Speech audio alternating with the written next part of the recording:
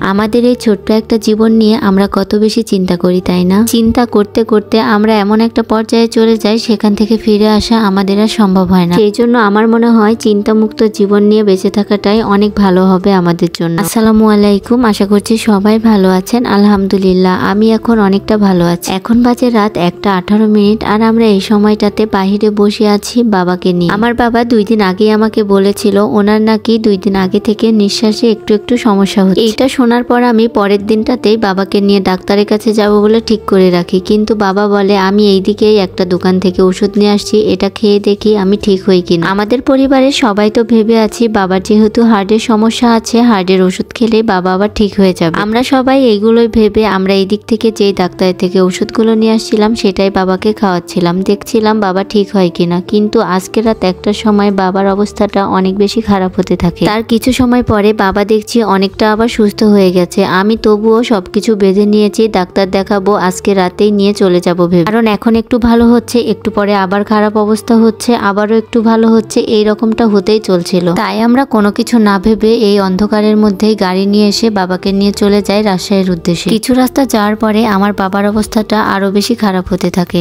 আর আমার মায়ের কথা কিভাবে বলবো, আমার মা গাড়িতে ওঠার পর থেকেই এত বেশি অসুস্থ হয়ে পড়েছে কি আর বলবো। আমি বুঝে উঠতে পারছিলাম না গাড়ির মধ্যে মাকে সামলাবো নাকি আমার বাবাকে সামলাবো। তবে আমার বড় আব্বুর ছেলে ছিল আর আপনাদের ভাইয়া ছিল, সেই জন্য আমার এই কাজটা অনেকটা সহজ হয়ে গিয়েছে। যাই হোক, বলতে বলতে আমরা রাজশাহী হাসপাতালে চলে আসি আর বাবাকে গাড়ি থেকে নামিয়ে এখানে টিকিট কাউন্টার থেকে আপনাদের ভাইয়া টিকিট কেটে নিচ্ছিল। টিকিট কাটার পরে আমরা সেখানে আর একটুও দেরি করিনি, একদম বাবাকে নিয়ে চলে আসি উপরে। বাবার নিঃশ্বাসে অনেক বেশি সমস্যা হচ্ছিল, তাই আমরা সাথে সাথে এখানে নিয়ে এসে গ্যাস দিচ্ছিলাম। এই অবস্থাতে বাবাকে দেখে এত বেশি খারাপ লাগছিল কি আর বলবো। যাই হোক, এইদিকে সকাল হয়ে গিয়েছে আর আমরা তাড়াতাড়ি করে চলে এসেছি টিকিট কাউন্টারে। তবে রাতে আমাদের 7টা টেস্ট করতে দিয়েছিল, আমরা বাকি 6টা সেখানেই করেছি আর একটা দিনের বেলাতে করতে বলেছিল, সেই জন্য আমরা সকাল সকালে এইখানে চলে এসেছি। অনেকটা সকালবেলাতে আসার কারণে চারিদিকটা একদম ফাঁকা ফাঁকা ছিল আর এই সুযোগে আমাদের কাজটাও অনেক আগে ভাগে হয়ে গিয়েছে। আমার আব্বাকে এখানে নিয়ে আসা হয়েছে বুকের ছবি উঠাবে, সেই জন্য